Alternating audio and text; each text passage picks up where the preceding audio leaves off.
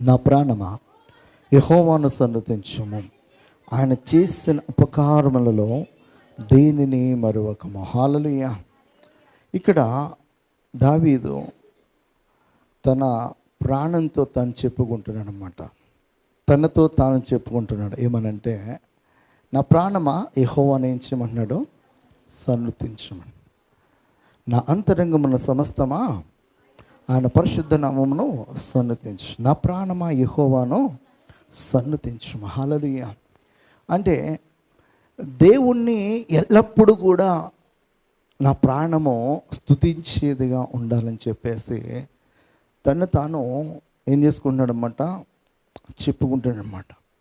చాలామంది ఏదైనా విషయంలో ఖచ్చితంగా ఉండాలనుకున్నప్పుడు దాన్ని కళ్ళ ముందు పెట్టుకొని వాళ్ళు జీవిస్తూ ఉంటారు. నాకు తెలిసినటువంటి ఒక ఫ్రెండ్, ఒక ఆమె వివాహమైందిలే అప్పటికే 2010లో. ఆమె ఏమైనా సరే నేను కోటీశ్వరరాలు అవ్వాలి, ఏమైనా సరే నేను కోటీశ్వరరాలు అవ్వాలని దాని గురించి ఇంట్లో చాలా చాలా మంచి మంచి కొటేషన్స్ పెట్టుకుందన్నమాట, ఎలా పైకి ఎదగాలని. అవి చూసినప్పుడల్లా ఆమెకి ఏం గుర్తొస్తుంది అనమాట, నేను ఎలా కోటీశ్వరరాలు అవ్వాలి, ఏం చేస్తే అవుతాను, ఎలా చేస్తే అవుతానని చెప్పేసి దాన్ని నెమరు వేసుకోవడానికి ఏం చేస్తుందన్నమాట, ఇంటి చుట్టూ ఆ గోడల పైన స్టిక్ చేసుకుంది.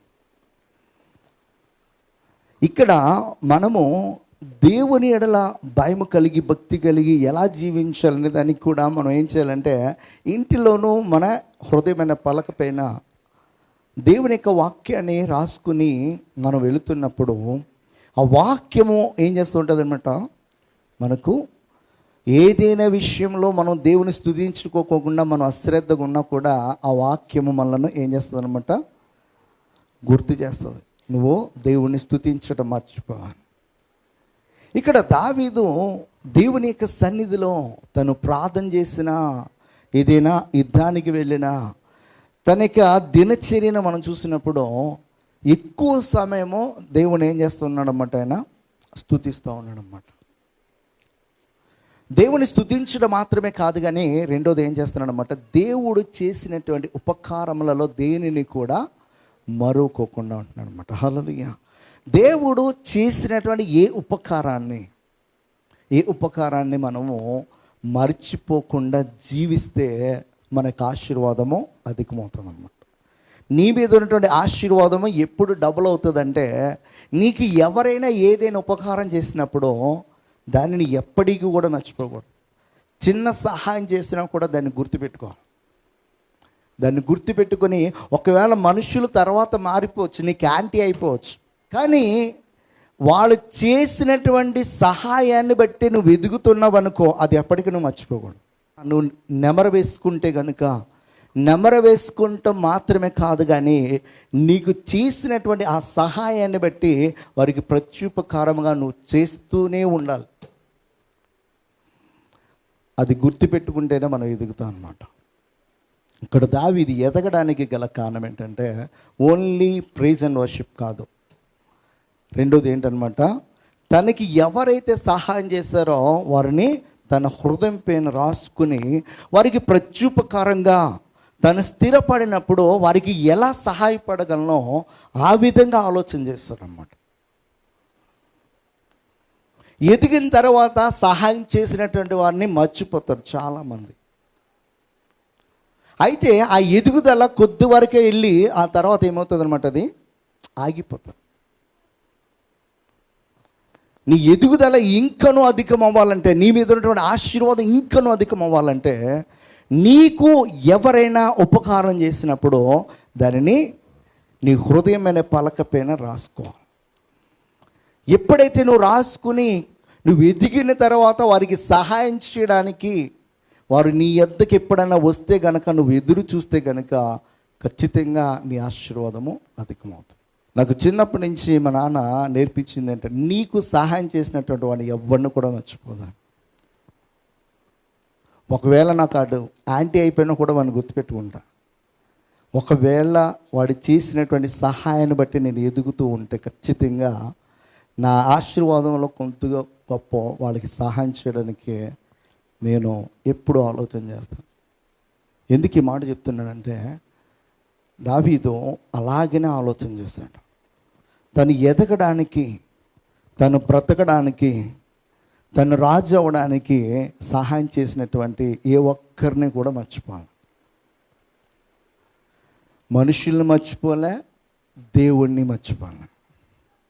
ఇక్కడ 2 విషయాలు చెప్తాను మీకు ఈరోజు. మనుషుల్ని మర్చిపోకూడదు, దేవుణ్ణి మర్చిపోకూడదు. ఈ రోజున మనం ఈ స్థితిలో ఉన్నామంటే ఎవరు సహాయం చేశారో? దేవుడు. దేవుడు ప్రత్యక్షంగా వచ్చి చేశాడా? దేవుడు కొంతమందిని ప్రేరేపించి మనకి సహాయకులుగా వారిని పంపించాడు. అయితే ఇక్కడ మనము భౌతికంగా మనకి సహాయం చేసినటువంటి వారిని, భౌతికంగా మనకి సహాయం చేయడానికి ప్రేరేపించినటువంటి దేవుణ్ణి, ఈ ఇద్దరిని కూడా మనము ఎప్పుడైతే గుర్తుపెట్టుకుంటామో అప్పుడు మన యొక్క ఆశీర్వాదము అధికమవుతుంది. దేవుణ్ణి స్తుతించడం మాత్రమే కాదు, కానీ రెండోది ఏం చేయాలన్నమాట, ఆయన చేసినటువంటి ఉపకారములలో దేనిని కూడా నీవు మరచిపోకుండా జీవించాలని చెప్పేసి దేనికి వాక్యం తెలుస్తుంది. హల్లెలూయా. ఇశ్రాయేలు పట్ల దేవుడు ఎన్నో ఉపకారాలు చేశాడు. ఆయన ఎన్నో చేస్తే వారు గుర్తుపెట్టుకున్నారా? ఎంత మరి బాధాకరమైనటువంటి మాట మనకి కనిపిస్తుందంటే, న్యాయాధిపతుల గ్రంథంలో 2వ అధ్యాయంలో 10వ వచనంలో వారికి దేవుడు ఏదైతే బిడ్డలకు బోధించమని చెప్పాడో ఆ తరము వారందరూ తమ పితరుల యొద్దకు చేర్చబడిరి. వారి తరువాత యెహోవానైనను ఆయన ఇశ్రాయేలు కొరకు చేసిన కార్యములైనను ఎరుగని తరం ఒకటి పుట్టగా, ఇశ్రాయేలీయులు యెహోవా కన్నుల కీడు చేసి ఐగుప్తు దేశం నుండి వారిని రప్పించిన తమ పితరుల దేవుడని యెహోవాను విసర్జించి బయలు దేవతలను పూజించారు. ప్రభు అయినటువంటి యెహోవా అరణ్యంలో ఉన్నప్పుడు అన్నీ తానే వారిని నడిపించాడు. ఎలా నడిపించాడంటే, వారి మీదకు వచ్చినటువంటి శత్రువులతో యుద్ధం ఆయన చేస్తాడు. 40 సంవత్సరాలు వీరు ఎక్కడ కూడా ఏ విత్తనం వేయలేదు, ఏ పంట కూడా కొయ్యలేదు. 40 సంవత్సరాలు 3 పూట్ల ఎప్పుడు ఆకలైతే అప్పుడు బాగా ఫుల్గా తినడానికి మన్నాను ఇచ్చాడు. ఎక్కడ దాహమైతే అక్కడ వారికి దాహానికి నీళ్ళు కదిలే బండవై ఆయన దాహాన్ని తీర్చాడంట. ఇప్పటికీ కూడా మోషే హోరేబులో కొట్టినటువంటి బండ మనకి ఈనాటికి కూడా ఆ దేశం వెళ్తే ఎక్కడ కొట్టాడో ఆ బండ నేటికి కూడా ఉంది, 2గా చీలి. అంటే దేవుడు అంత అద్భుతాలు చేసి అంత గొప్పగా వారిని ఆదరించి అన్నీ తానే నడిపించినటువంటి ఆ దేవుడు ఒకే ఒక్క విషయాన్ని వారికి బోధించాడు. ఏమనంటే, నేను చేసినటువంటి కార్యాలు, నేను ఇచ్చినటువంటి ధర్మశాస్త్రాన్ని మీ పిల్లలకు ఏం చేయమన్నాడు? ఆయన బోధించమన్నాడు, నేర్పించమని చెప్పాడు. ఈ రోజున మన జనరేషన్లో మనం విశ్వాసులు ఉంటే గొప్పతనం కాదు, మన పిల్లల్ని మనం నడిపించుకోగలగాల. నీ కుటుంబానికి నీవే ప్రధాన యాజకురాలుగా ఉండాలి, నీవే ప్రధాన యాజకుడిగా ఉండాలి. ఇక్కడ ఆదివారం రోజున చెప్పే మెసేజ్తో నువ్వు సరిపెట్టుకోవడం కాదు. ఈ ఒక్క రోజున నేను భోజనం పెడతాను మధ్యాహ్నం మాటలో, ఆ ఒక్క భోజనంతో నెక్స్ట్ సండే వరకు ఉంటావు నువ్వు. మళ్ళీ సాయంకాలం వెళ్ళగానే ఏం తిందామని ఏమి, దానికోసం ఇక్కడ ఉండగానే ప్లాన్స్ అనేవి వస్తాయి. ఏం తెచ్చుకుందాం, మటనా, చికెనా, లేకపోతే ఇంకా కదా. అసలు వండుకుందామా, బయటికి వెళ్ళి రెస్టారెంట్లో తిందామా, లేకపోతే రెస్టారెంట్కి వెళ్దామా, ఇంటి దగ్గర నుంచే ఆర్డర్ పెట్టుకుందామా. హల్లెలూయా. ఇన్ని రకాలుగా భౌతికంగా మన యొక్క దేహానికి ఏ ఆహారాన్ని అందించాలని చెప్పేసి ఎన్నో రకాల ప్లాన్స్ ఉంటాయి. అయితే మనకి మరి ఈ శరీరమునకు ఆరోగ్యం కావాలి, ఖచ్చితంగా ఆహారం ఇవ్వాలి. అయితే దీనికంటే ప్రాముఖ్యమైనది ఏంటనమాట, మన ఆత్మ. దేవుడు ఎవరికి భయపడమన్నాడంటే, శరీరమును ఆశ్రయించేసి అగ్నిలో పడవేసేవాడికంటే శరీరమును ఆత్మను రెండింటినీ కూడా నరకములో పడవేయడానికి మరీ ఎక్కువగా భయపడమని చెప్పాడు. ఈ రోజున శరీరానికి ఇచ్చినటువంటి ప్రాధాన్యత ఆత్మకి ఇవ్వనటువంటి వారు ఉండిపోతున్నాం. మెటీరియల్ బ్లెస్సింగ్ ఏముంది, కొన్ని రోజులు ఉంటుంది, తర్వాత దాన్ని విడిచిపెట్టేసి మనం వెళ్ళిపోవాలి. ఖచ్చితంగా ప్రతి మానవుడు కూడా ఈ లోకంలో తన యొక్క దేహాన్ని, తన దేహంతో సంపాదించుకున్న ప్రతి దానిని విడిచిపెట్టేయాలి. అయితే విడిచిపెట్టే దాని మీద ఎక్కువ ఫోకస్ చేస్తూ ఉన్నారు, కానీ విడిచి ఎక్కడికి వెళ్ళబోతున్నామో అక్కడ సంపాదించుకోవడానికి, అక్కడ స్థిరమైనటువంటి నివాసం కొరకు ఎంతమంది ప్రాకులాడుతున్నారు. వారికి దేవుని యెహోవా చెప్పింది ఏంటంటే, బాబు మీ పిల్లలకు ఏం చేయమన్నాడు ఆయన?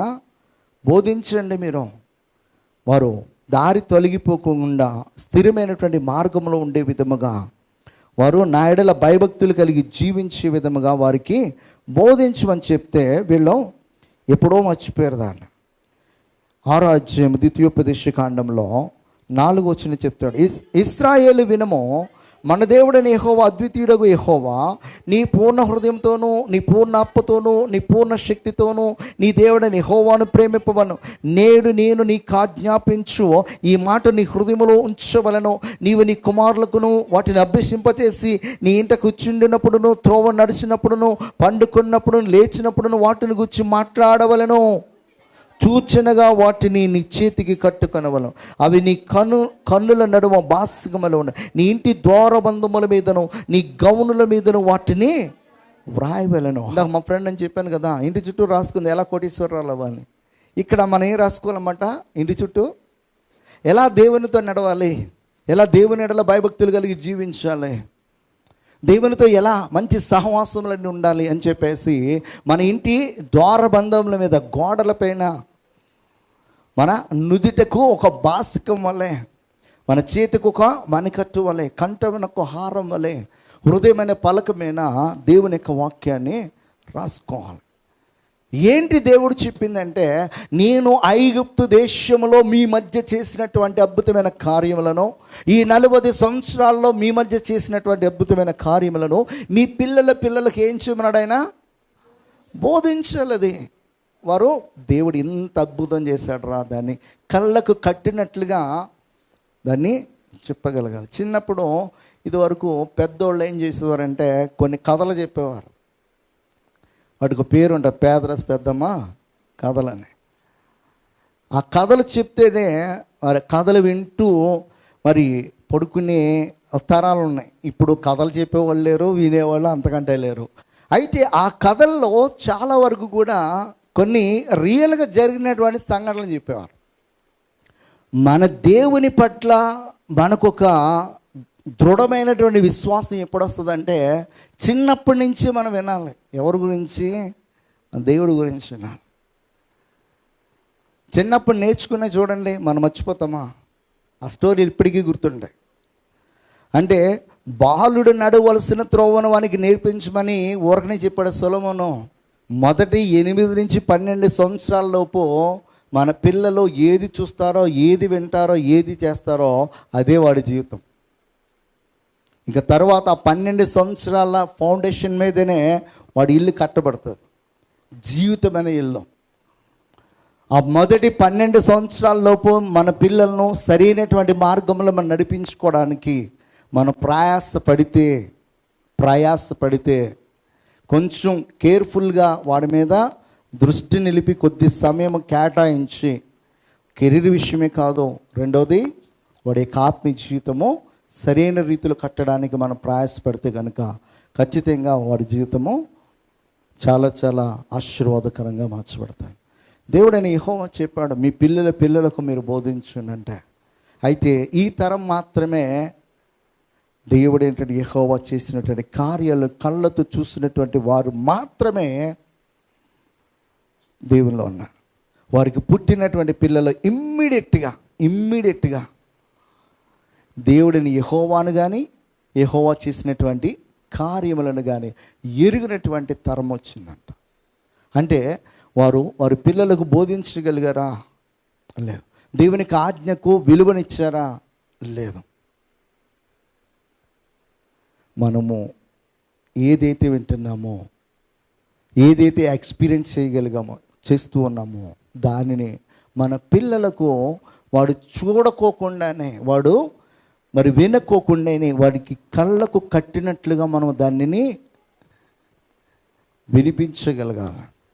అప్పుడే వాడి యొక్క ఆత్మీయ జీవితము బాగుంటుంది. దేవుడు చేసినటువంటి కార్యములలో దేనిని కూడా వారు గుర్తు తెచ్చుకోకుండా అయిపోయారు. ఎందుకంటే ఐగుప్తు దేశం నుంచి మొదలుకొని ఇదిగో నేటి వరకు కూడా మీరు లోబడనలని ప్రజలుగానే ఉండిపోయారని చెప్పేసి దేవుడు యెహోవా ఎన్నో సందర్భాల్లో ఎంతోమంది ద్వారా మరి ఇశ్రాయేలు ప్రజలతో మాట్లాడినట్లుగా మనం చూస్తూ ఉన్నాం. దేవుడు యెహోవా చేసినటువంటి కార్యములను మనం ఎప్పటికీ కూడా మర్చిపోకుండా మరి నెమరు వేసుకునే వారు ఉండాలి. మొదటి సమూయేలు గ్రంథంలో 25వ అధ్యాయము 14, 15, 16 వచ్చిన చూద్దామా. ఫస్ట్, పనివాడు ఒకడు నాబాలు భార్యను అబిగయీలుతో ఇట్లన్నెను, అమ్మా, దావీదు అరణ్యములో నుండి మన యజమానుని కుశల ప్రశ్నలు అడుగుటకై దూతలను పంపించగా అతడు వారితో కఠినముగా మాట్లాడెను. అయితే ఆ మనుషులు మాకెంతో ఉపకారం చేస్తున్నారు. మేము పొలములో వారి మధ్యన సంచరించినంతసేపు అపాయము కానీ కష్టము కానీ మాకు సంభవించలేదు. మేము గొర్రెలను కాయిచున్నంతసేపు వారు రాత్రింబగళ్ళు మా చుట్టూ ప్రాకారం ఉండిరి.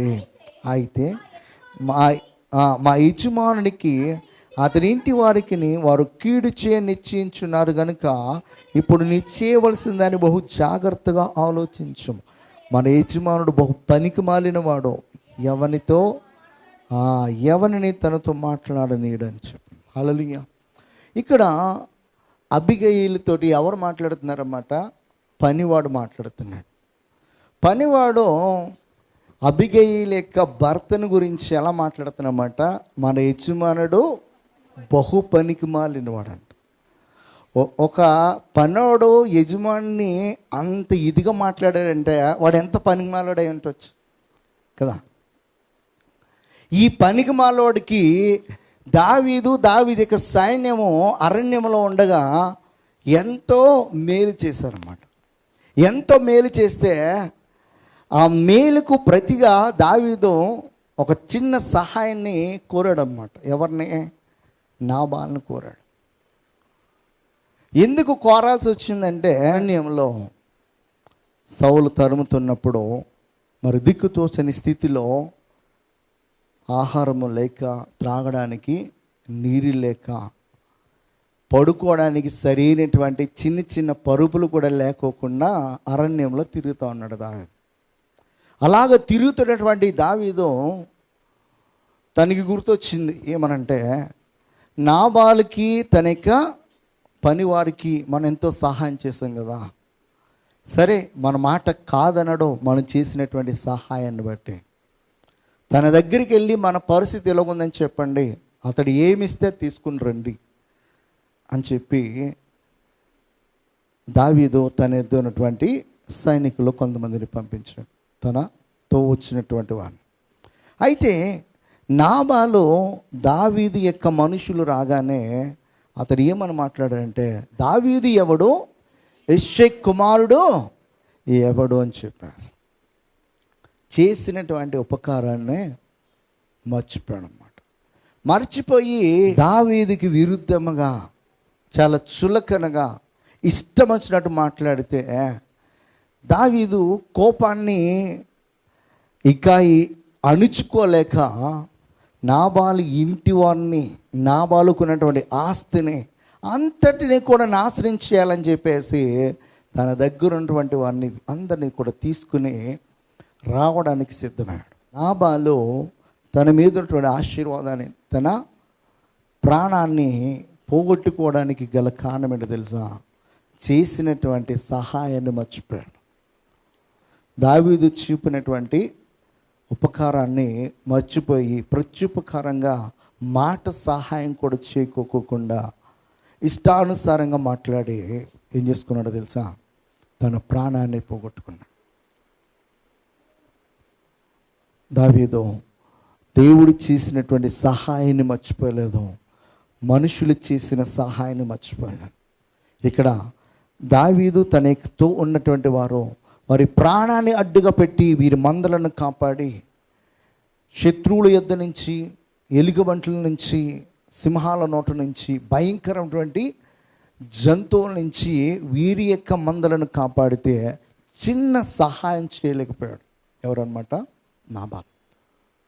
చిన్న సహాయం చేయపోగా మరి ఇష్టానుసారంగా మాట్లాడి ఆ జనాల్ని పంపించేసినప్పుడు దావీదుకి చాలా కోపం వచ్చింది. 21వ వచనంలో చెప్తాడు, అంతకు మునుపు దావీదు నాబాలుకు కలిగిన దాని అంతటిలో ఏదియు పోకుండా ఈ అరణ్యములో అతని ఆస్తి అంతయు నేను వ్యర్థముగా కాయచు వచ్చి ఉపకారమునకు నాకు అపకారం చేస్తున్నాడే అని అనుకుని అతనికున్న వారిలో ఒక మగపిల్లవాని నేను తెల్లవారినప్పటికీ నిన్నుండనీయను, లేదా దేవుడు మరి గొప్ప అపాయము దావీదు శత్రువులకు కలుగు చేయనుగా కానీ ప్రమాణం చేస్తున్నారు. దావీదుకి ఎంత కోపం వచ్చిందంటే ఆ రాత్రి ఇంకా తనకి ఉన్నటువంటి మగపిల్లల ఒక్కడిని కూడా ఉండనుకోండి, అంటే పిల్లల్నే కాదు తన ఆస్తిని అంతటిని కూడా ధ్వంసం చేసి వెళ్ళిపోదాం అనుకుని చెప్పి తన వారితో వస్తూ ఉన్నాడు. ఈలోపు పనివాడు అబిగయీలుతో మాట్లాడి, మన యజమాని చాలా చాలా పనికి మాలినటువంటి వాడు, చేసినటువంటి ఉపకారాన్ని మర్చిపోయి ఇష్టానుసారంగా మాట్లాడు, ఇప్పుడు నీవు చేయాల్సిందల్లా చాలా చాలా జాగ్రత్తగా యోచన చేయని చెప్పేసి మరి అబిగయీలుకి చెప్పినప్పుడు అబిగయీలు చాలా జాగ్రత్తగా దావీదుని ఎదుర్కొని మరి ఎంత చక్కగా మాట్లాడిందంటే దావీదు పశ్చాత్తాపపడే విధంగా మాట్లాడింది. దావీదు పశ్చాత్తాపపడే విధంగా. దావీదు ఏమంటాడంటే, నీవు గనక ఎదురు రాకపోతే యెహోవా యొక్క కోపము ఉగ్రత నాపైకి వచ్చే విధంగా ఈ రోజున మీ కుటుంబానికి నేను కీడు చేసేవాడిని. మీ మీద నేను పడితే యెహోవా నా మీద పడేవాడు, అప్పుడు నేను మొత్తానికి లేకుండా అయిపోయేవాడిని. కొన్ని సందర్భాలు ఎలాగుంటాయంటే మనం చేసినా కూడా కొంతమంది చేయరు. అప్పుడు కోపం తెచ్చుకోకుండా దేవుని సన్నిధిలో ప్రార్థన చేస్తే దేవుడు మరలా ఎలా మారుస్తాడంటే, ఎవరి ఎద్దకైతే మనం వెళ్ళాల్సి వచ్చిందో వాళ్ళే తిరిగి మరలా మన ఎద్దకి వస్తారు. మీ జీవితంలో జరిగిందో లేదో నాకు తెలియదు, కానీ నా జీవితంలో దావీదు కోపంతో అందరినీ కూడా నాశనం చేయాలని చెప్పేసి వెళుతున్నప్పుడు అబిగయీలు మాట్లాడినటువంటి మాటలను బట్టి తను చాలా చక్కగా అక్కడ ప్రత్యుత్తరం ఇస్తాడు. ఏమనంటే, అందుకు దావీదు 32వ వచనము, నాకు ఎదురుపడుటకై నిన్ను పంపిన ఇశ్రాయేలు దేవుడైన యెహోవాకు స్తోత్రము కలుగునుగాక. నేను పగ తీర్చుకొనకుండాను ఈ దినమున ప్రాణము తీయకుండాను నన్ను ఆపినందుకే నీవు ఆశీర్వాదమునందుదుగాక. నీవు చూపిన బుద్ధి విషయమై నీకు ఆశీర్వాదము కలుగునుగాక. హల్లెలూయా. చాలమ్మా, నీవు గనక ఈ రోజున నాకు ఎదురు పడకపోతే నిజంగా చాలా చాలా కీడనేది నీకేమో కానీ నా మీదకి వచ్చేది అనే విధముగా దావీదు మాట్లాడుతున్నాడు. ఎందుకంటే ఆమె మరి వచ్చి తనతో మాట్లాడినప్పుడు తను చేసినటువంటి ఆలోచన ఎంత దేవునికి విరుద్ధమైనదా అని చెప్పేసి దావీదు ఆలోచన చేయగలిగాడు. హల సమూయేలు గ్రంథంలో 9వ అధ్యాయము మొదటి 3 మాటలు యోనాతానును బట్టి నేను ఉపకారం చూపుటకు సౌలు కుటుంబంలో ఎవడైనా కలడా అని దావీదు అడిగాను. ఇక్కడ యోనాతానును బట్టి అన్నాడు. యోనాతాను తనకి సహాయం చేయకపోతే దావీదు యొక్క పరిస్థితి వేరే విధంగా ఉండే. ఇక్కడ యోనాతాను ఎలా ఆలోచన చేశాడంటే, దేవుడు నా తండ్రిని ఎలాగైతే రాజుగా ఎన్నుకున్నాడో అలాగే దావీదును రాజుగా ఎన్నుకోబోతున్నాడు. ఖచ్చితంగా ఇశ్రాయేలు సామ్రాజ్యం అంతా నా తండ్రి తర్వాత ఎవరు పరిపాలించబోతారని చెప్పి ఆలోచన చేస్తాడంటే దావీదే. అయితే యోనాతాను దావీదుపై చూపినటువంటి ప్రేమ ఈ లోకంలో అమ్మాయికి అబ్బాయికి మధ్య ఉండే ప్రేమ కంటే కూడా అధికమైనటువంటి ప్రేమ అంట. ఎంత అధికమంటే తన ప్రాణం పోయినా పర్వాలేదు కానీ దావీదు ప్రాణము ఉండాలి. తన తండ్రి చేత తిట్టించుకున్నాడు, తన తండ్రి తను చంపాలని చెప్పేసి ఈటి ఇసిరాడు తనపైకి. ఆయనను కూడా వీటినన్నిటినీ కూడా తను భరించాడు. ఎందుకంటే దావీదు పైన తనకున్నటువంటి ప్రేమ. ఆ ప్రేమను బట్టే దావీదు మర్చిపోలేపాడు. యోనాతాను చనిపోయినప్పుడు ఎక్కి ఎక్కి ఎక్కి ఎక్కి ఎక్కువ ఏడ్చి మరి ఆ బాధను మర్చిపోలేపాడు అన్నమాట. ఒక ఆడది మరి యవ్వనంలో ఒకవేళ తన భర్తను కోల్పోతే ఎలా ఏడుస్తారో రోదన చేస్తూ అంతకంటే ఎక్కువ ఏడ్చినట్లుగా మనం చూడగలం. యోనాతాను చనిపోయిన తర్వాత, దావీదు స్థిరపరచబడిన తర్వాత, యోనాతానును బట్టి ఆ కుటుంబానికి సహాయం చేయడానికి ఎవరైనా ఉన్నారా అని చెప్పేసి ఎంక్వైరీ చేస్తూ ఉన్నాడు అన్నమాట. హల్లెలూయా.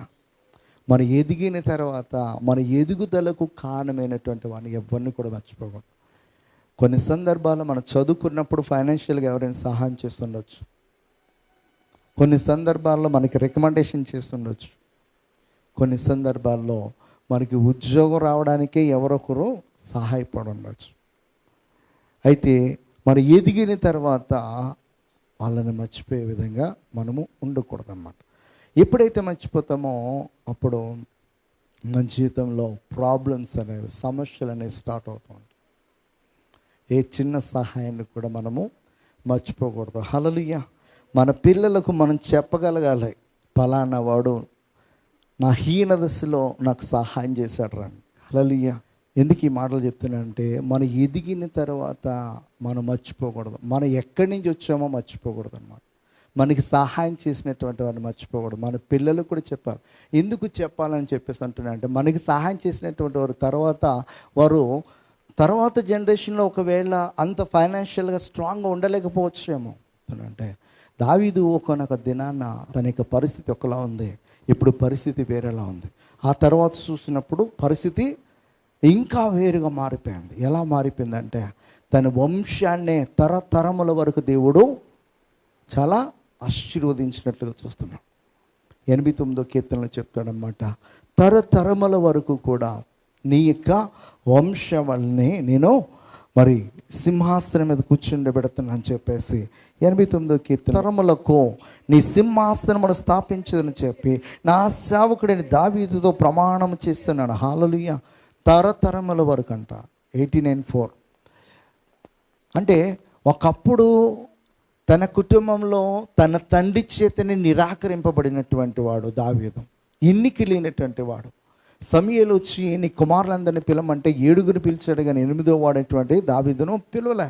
అంటే 7 సెలెక్ట్ అవ్వకపోతే 8వ వాడు అసలు సెలెక్ట్ అయ్యే ఛాన్సే లేదని చెప్పేసి యెషయికి దావీదు మీద ఏం లేదనమాట, ఒక నమ్మకం లేదు, ఒక మంచి ఒపీనియన్ లేదు. అలాంటి దావీదును దేవుడు చూస్తూ ఉన్నాడు. అలాంటి వాడిని రాజుగారి దగ్గర తీసుకొచ్చాడు. రాజుగారి దగ్గర నుంచి రాజుగారిని రీప్లేస్ చేశాడు. అక్కడ ఎవరిని, సౌల్ని తీసేసి దావీదుని రాజుగా తీసుకొచ్చాడు. ఒకనొక సందర్భంలో యుద్ధం ఎలా జరుగుతుందో చూడ్డానికి వెళ్తేనే తన సహోదరులు తన పట్ల చాలా ఇదిగా మాట్లాడినట్లుగా మనం చూస్తాం అనమాట. నువ్వెందుకు వచ్చావు ఇక్కడికి, నీకేం పనిరా, నీ పనేంటి, గొర్రెలు కాసుకోవాలి, గొర్రెలు కాసుకునేవాడు నీకేం పనిరా నీకు ఇక్కడ అంటే ఎంత హీనంగా చూస్తారో ఆలోచించండి. అంత హీనంగా మరి ఉన్నటువంటి దావీదును దేవుడు ఎంతో మరి ధన్యుడిగా చేశాడు. ఎంత ధన్యుడిగా అంటే తరతరముల వరకు సాక్షాత్తు సృష్టికర్త అయినటువంటి దేవుడే ఆ దావీదుకి కుమారుడిగా పిలువబడ్డాడు. అంత ఇదిగా దావీదుని దేవుడు ఆశీర్వదించడానికి గల కారణం ఏంటంటే, 2 విషయాల్లో తను చాలా నమ్మకంగా ఉన్నాడు. ఏంటంటే, అతనికి సహాయం చేసినటువంటి వారిని ఎవరిని కూడా మర్చిపోలే. అది మనుషులు మర్చిపోలే, దేవుణ్ణి మర్చిపోలే. దేవుని స్తుతించే విషయంలో మరి పొద్దుట మధ్యాహ్నం సాయంకాలం 3 మారు ప్రార్థన చేసి మరి దేవుని స్తుతించడం మాత్రమో 7 మార్లు చేసేవాడు. అంత ఇదిగా దేవుని స్తుతిస్తూ ఆరాధన చేస్తూ ఉన్నాడు. కనుకనే దేవుడు తన హీన దశలో నుంచి ఎక్కడ తీసుకెళ్ళాడన్నమాట, ఐశ్వర్యంలోనే తీసుకెళ్ళాడు. మన ఈ రోజున మనము ఎదగడానికి మనకి సహకరిస్తున్నటువంటి దేవుణ్ణి మర్చిపోకూడదు. ఆ దేవుడు ఎవరినైతే ప్రేరేపించి మన ఎద్దకు పంపించాడో వారిని అస్సలు కూడా మనము మర్చిపోకుండా, మనము వారు చేసినటువంటి ఉపకారానికి వీళ్ళకి ప్రత్యుపకారముగా నేను ఏం చేయగలను అని చెప్పేసి మనం ఆలోచన చేస్తూనే ఉండాలి. అది ఎవరైనా కానీ అలా చేసినప్పుడు మనం ఖచ్చితంగా దేవుని యొద్ద నుంచి ఆశీర్వాదాన్ని పొందుకుంటాం. హల్లెలూయా. అక్కడ మనం చూసినట్లయితే 2 సమూయేలులో 9వ అధ్యాయం 6, 7, 8 వచనాలు చూద్దాం ఒకసారి. సౌలు కుమారుడైనటువంటి యోనాతానుకు పుట్టినటువంటి మెఫీబోషేతు దావీదు ఎద్దుకు వచ్చి సాగిలపడి నమస్కారం చేయగా, దావీదు మెఫీబోషేతు అని అతని పిలిచినప్పుడు అతడు, చిత్తము నీ దాసుని నేనున్నాను, అందుకు దావీదు, నీ భయపడవద్దు, నీ తండ్రి నా యోనాతాను నిమిత్తము నిశ్చయముగా నీకు ఉపకారం చూపి నీ పితృని సౌలు భూమి అంతయు నీకు మరలా ఇప్పింతును, మరియు నువ్వు సదాకాలన బలి యొద్దనే భోజనం చేయదని సెలవేగా, అతడు నమస్కరించి, చచ్చిన కుక్క వంటి వాడున్న నా ఎడల నీవు దయ చూపుటకు నీ దాసునకు నేను ఎంతటి వాడును అని. హల్లెలూయా. అంటే యోనాతానుకు పుట్టినటువంటి కుమారుడు మెఫీబోషెతు, అతడు ఒక్కడే ఉన్నాడు. అతడు కూడా అవిటివాడు అన్నమాట, కుంటివాడు. తనకి ఎలాంటి సహాయం చేయాలనుకున్నాడంటే, నువ్వు ఎప్పటికీ కూడా నా టేబుల్ పైనే భోజనించాను, నాతో పాటు వచ్చాను. ఒకప్పుడు సౌలు టేబుల్ పైన ఎవరు భోజనం చేసేవారు అన్నమాట? దావీదు చేసేవాడు. ఇప్పుడు దావీదు ఏమంటున్నాడంటే, యోనాతానుకు పుట్టినటువంటి కుమారుడితోటి, నువ్వు ఎప్పటికీ కూడా నా భోజనం బల్లపై నాతో పాటే నువ్వు భోజనం చేయాలి. నీ తండ్రి ఆస్తి అంతా కూడా నీ తాత సంపాదించిన, అంటే సౌలు ఆస్తులన్నీ కూడా మరలా నీకు ఇప్పించేస్తాను అని చెప్పి యోనాతానును బట్టి ఏం చేస్తానన్నమాట? తనకి ప్రత్యుపకారం చేస్తున్నాడు. హల్లెలూయా. యోనాతాను వలన ఈరోజు నేను ఇలా ఉన్నాను. యోనాతాను లేకపోతే సౌలు చేతులు నేను హతమయ్యేవాడినేమో, చాలా పరిస్థితులు నాకు భిన్నంగా మారిపోయేవేమో అని చెప్పేసి దావీదు దాన్ని గుర్తుపెట్టుకున్నాడు. మనకి ఎవరు సహాయం చేసినా కూడా దానిని మనము గుర్తుపెట్టుకుని మనము జీవించే వారము ఉంటే కనుక ఖచ్చితంగా దేవుడు మన జీవితాల్లో ఘనమైన కార్యాలు చేస్తాం.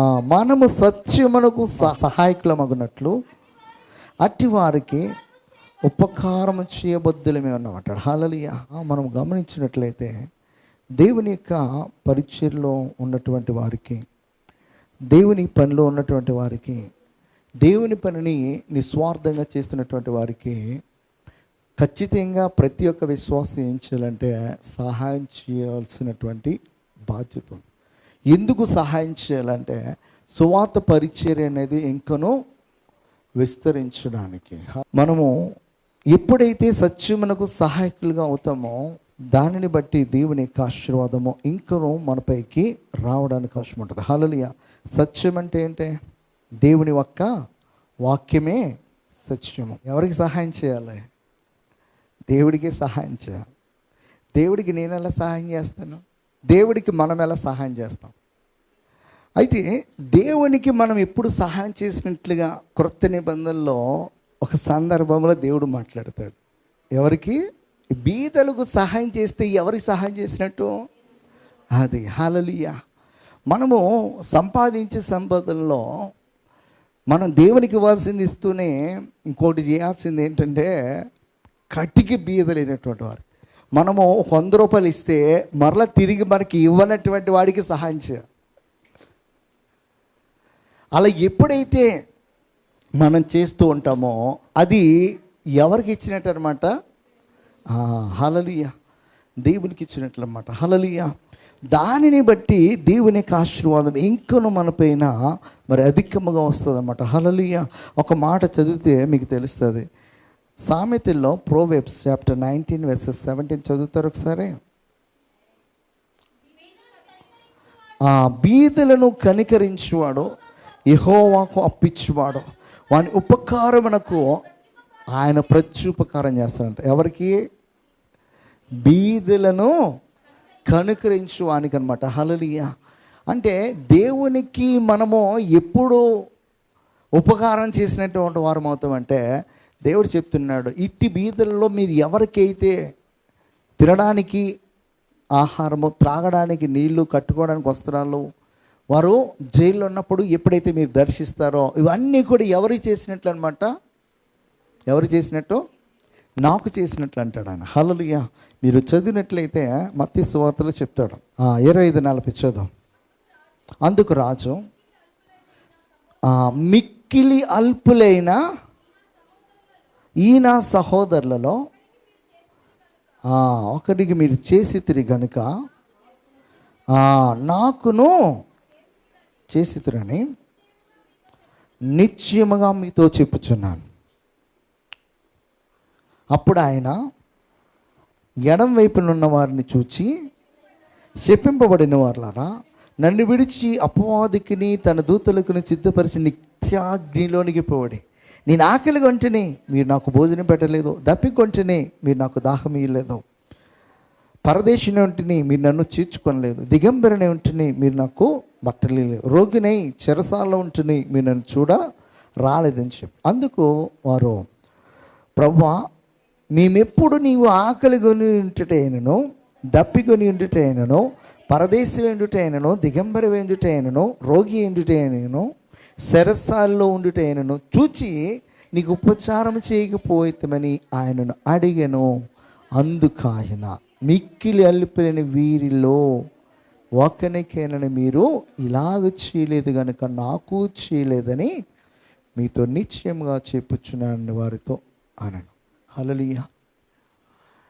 మనము దేవునికి ఉపకారం చేసినటువంటి వారము ఎప్పుడవుతామంటే, దేవుడు చెప్తున్నాడు ఏమనంటే, మిక్కిలి బీదలైనటువంటి నీకు తిరిగి సహాయం చేయనటువంటి వారికి, రోడ్డు మీద వెళుతున్నప్పుడు చాలా హీన దశలో కనబడుతున్నప్పుడు దర్శించి నువ్వు చేయాల్సినటువంటి సహాయం చేయడానికి నువ్వు అక్కడ ఆగితే మంచిదన్నమాట. కొన్నిసార్లు మనం చిన్న సహాయం చేయడానికి మనము క్షణం ఆగం. రోడ్డు మీద వెళ్తాం, బండి వేసుకుని వెళ్తాం, ఎవడో లిఫ్ట్ ఇవ్వని అడుగుతాడు, చిన్నదే అది. అయితే ఆగితే మన సొమ్మేదో పోతుంది అన్నట్టుగా ఆక్కొని వెళ్ళిపోతారు చాలామంది. వెళ్ళరా? ఆ 4-5 సెకండ్లు, 1 నిమిషమో అవుతుంది అనుకో. ఆ 1 నిమిషము మనకి ఖచ్చితంగా ఎక్కడో చోట డిలే అవుతుంది. 1 నిమిషమే కాదు, ఇంకెక్కువ అవుతుంది. కొన్ని సందర్భాలు ఆగి ఆయన ఎక్కించుకుని మనం వెళ్తే, ఒకవేళ మనం వెళ్తున్నటువంటి రోడ్లో ఎక్కడైనా రైల్వే ట్రాక్ ఉండి గేట్ పడే సమయం కూడా మనకు సేవ్ అవుతుంది. నేను గమనించాను అది చాలాసార్లు. ఆపకోకుండా లేట్ అయిపోతుందని వెళ్ళినప్పుడు గేట్ పడి అక్కడి 4-5 నిమిషాలు వెయిట్ చేసేవాడు. అయితే ఆగి ఎక్కించుకుని వెళ్ళినప్పుడు, తాడేపల్లి కూడా నుంచి రాజమండ్రి వెళ్ళినప్పుడు నిడదోలు గేట్ వస్తుంది అనమాట. అందుకే చెప్తున్నా, ఆగి ఒకరిని ఎక్కించుకున్నప్పుడు డైరెక్ట్గా అక్కడికి వెళ్ళేసరికి గేట్ ఓపెన్ అయి ఉంటుంది అనమాట, కరెక్ట్గా మనం వెళ్ళే సమయానికి. ఎందుకు ఈ మాట చెప్తానంటే, మనము చిన్న సహాయమే, అది కూడా చేయడానికి మన సమయము ఎక్కడ వేస్ట్ అయిపోతుంది అని చెప్పేసి తొందరగా వెళ్ళిపోతాం. ఆ సమయం ఎక్కడ డిలే అవ్వాలో అక్కడ డిలే అవుతుంది, ఎలా డిలే అవ్వాలో అలా డిలే అవుతుంది. అరే వాడికి సహాయం చేసినా బాగుండే అని మన మనస్సులో మాట వస్తుంది అనమాట. వస్తుంది ఖచ్చితంగా, దేవుని ఎడల భయభక్తులు కలిగిన వారికైతే. ఇక్కడ ఈ మాట ఎందుకు చెప్తున్నానంటే, ఎవరైనా మన బీదలను చూసినప్పుడు వారిపైన జాలి చూపి వారికి సహాయం చేస్తే ఎవరికి చేసినట్టు అన్నమాట? దేవునికి చేసినట్టు. కీర్తనకారుడు ఒక మాట అంటాడు, 116 కీర్తన 12వ వచనము, యెహోవా నాకు చేసిన ఉపకారములన్నిటికీ నేను ఆయనకేమీ చెల్లింతును. హల్లెలూయా. మరి యెహోవా నాకు చేసిన ఉపకారములన్నిటికీ నేను ఆయనకేమీ చెల్లింతును అంటాడు. హల్లెలూయా. మరి దేవుడు మన జీవితంలో ప్రతిరోజు కూడా ఏం చేస్తున్నాడు అనమాట? ఎన్నో మరి ఉపకారములైనా చేస్తున్నాడు. హల్లెలూయా. ఫిలోమోనుకు చెప్తూ ఒక మాట అంటాడు, 1:4 నీ ఉపకారము ఎలా ఉండకూడదంట? బలవంతము చేతనటి కాక స్వేచ్ఛాపూర్వకమైనదిగా ఉండవలను. నీ సమ్మతి లేక ఏమీ చేయటకు నాకు ఇష్టం లేదంటాడు. హల్లెలూయా. కొంతమంది ఎలాగుంటారంటే, నేను చేశానుగా నువ్వు నాకు ఎందుకు చేయమని చెప్పి బలవంతంగా లాక్కుంటాను. సో ఆ టైప్ ఉండకూడదు అన్నమాట. హల్లెలూయా. అది స్వేచ్ఛాపూర్వకంగా ఉండాలి. హల్లెలూయా. అలా లాక్కోవాలంటే దేవుడు మన ఇద్దరిని సమస్త లాగేసుకోవాలి కదా, కానీ దేవుడే లాక్కోవట్లేదు. మరి మనుషుల మీద మనం ఏర్పాటు వల్ల లాక్కోకూడదు అన్నమాట, లాక్కునేదిగా ఉండకూడదు అన్నమాట. హల్లెలూయా. కొరింథీయులకు రాస్తే చెప్తాడనమాట. ఎలాగంటే దేవునికి ఇచ్చేగాడు కూడా మనం 2 కొరింథీ 9:7 చెప్తాడు, చనుకొనకయు ఏమంట బలవంతముగా కాకయు ప్రతివాడును తన హృదయంలో నిశ్చయించిన ప్రకారం ఇవ్వను. దేవుడు ఉత్సాహముగా ఇచ్చేవాడిని ప్రేమిస్తాడు. హల్లెలూయా. ఏదైనా కూడా మన మనసులో మనం సంతోషంతో మనం చేయాలి. ఏదైనా కూడా సనుక్కుంటూ లేకపోతే ఓరే అది చెప్పాడరా అని చెప్పేసి మనం ఇబ్బంది పడుతూ చేయకూడదన్నమాట. అలా ఇబ్బంది పడుతూ చేస్తే పొందినోడికి ఇచ్చేవాడికి బెనిఫిట్ ఇద్దరికి ఉండదు అనమాట. ఇద్దరికి ఉండాలంటే వీడు చక్కగా మంచి మనసుతో ఇవ్వాలి, వాడు కూడా మంచి బుద్ధితో తీసుకొని ఈయన కోసము, ఇతని యోగక్షేమం కోసము మరి ప్రార్థన చేసేవాడిగా కూడా ఉండాలి. అప్పుడే దేవుని యొక్క ఆశీర్వాదం ఇరువురిపైకి వస్తుంది అన్నమాట. హల్లెలూయా. ఎవరు ఎప్పుడు ఏ సహాయం చేసినా కూడా మనము మర్చిపోకూడదు. మనుషులు చేయడానికి ఎవరు ప్రేరేపిస్తున్నారన్నమాట? దేవుడు. ఇప్పుడు ఇక్కడ నేను పరిచర్య చేయడానికి ప్రార్థన చేసుకుంటే దేవుడు ఒక సేవకుని ద్వారా నాకు ఈ మందిరం అనేది అనుగ్రహింపబడింది. ఆ సేవకుడు ఎక్కడికి తీసుకొచ్చాడు అనమాట? చార్లెస్ గారి దగ్గర తీసుకొచ్చాడు. చార్లెస్ గారి దగ్గరికి తీసుకొచ్చిన తర్వాత మరి చార్లెస్ గారు ఒకటే మాట చెప్పారు, ఆయన మీ ఇద్దరు నడిపించుకోవడానికి మీకు సమ్మతమైతే చేసుకోండి, నాకేం అభ్యంతరం లేదు. నేను ఇక్కడికి రావడానికి నేను కన్నీటితో ప్రార్థన చేస్తే దేవుడు మందిరాన్ని చూపించాడు, కానీ ఆ మందిరం దగ్గరికి ఎవరు నడిపించారో ఓ దైవజనుడు నడిపించాడు. దేవుడిని మర్చిపోలేదు, ఇప్పటికీ ఆ దైవజాన్నే మర్చిపోయాను నేనైతే. కానీ ఇక్కడికి రావడానికి నాకు సహకరించినటువంటి దైవజాన్ని మర్చిపోలేదు. ఇక్కడికి స్థలాన్ని ఇచ్చినటువంటి ఈ కుటుంబాన్ని నేను ఎప్పటికీ మర్చిపోను. నేను చేయాల్సినటువంటి సమయం వచ్చినప్పుడు ప్రత్యుపకారముగా ఆ స్టేజ్ వచ్చినప్పుడు ఖచ్చితంగా ఈ కుటుంబానికి, ఈ మందిరాన్ని ఇచ్చినటువంటి ఈ కుటుంబానికి ఖచ్చితంగా చేస్తాను. ఎందుకు అంటే చేసినటువంటి మేలును మనం ఎప్పుడు కూడా మర్చిపోకూడదు. మర్చిపోతే మన మీద ఉన్నటువంటి ఆశీర్వాదాన్ని మనము కోల్పోతాం అన్నమాట. దావీదు ఎదగడానికి యోనాతాను ఎంతగానో సహకరించాడు. మరి యోనాతాన్ని బట్టి ఆ కుటుంబానికి ప్రత్యుపకారముగా చేయడానికి ఎవరున్నారని చెప్పేసి దావీదు వెతికే మనసు ఉంది కనుకనే దావీదు అంచెలంచెలుగా ఆశీర్వదింపబడ్డాడు అన్నమాట. ఈ ఉదయకాల సమయంలో మనము గమనించాల్సింది ఏంటంటే, దేవుని యొక్క సన్నిధానికి వచ్చినప్పుడు మనకి సహకరిస్తున్న వారు ఏ మనిషిని కూడా మనము మర్చిపోకూడదు. ఒక మనిషి మన ఎద్దుకు వస్తున్నాడంటే ఆ మనిషిని ప్రేరేపించినటువంటి దేవుణ్ణి మనము మర్చిపోకూడదు. రెండింటిని మర్చిపోకూడదు. దేవుణ్ణి, మనకి సహకారిగా ఎవరినైతే పంపించాడో ఆ మనిషిని, ఈ రెండింటిని మర్చిపోయినంత వరకు కూడా మన మీద ఉన్న ఆశీర్వాదం ఇంకనూ అధికమవుతుంది అన్నమాట. ఆ ఆశీర్వాదము మన కుటుంబాలకు దేవుడు అనుగ్రహించునుగాక. ప్రార్థన చేసుకుందాం.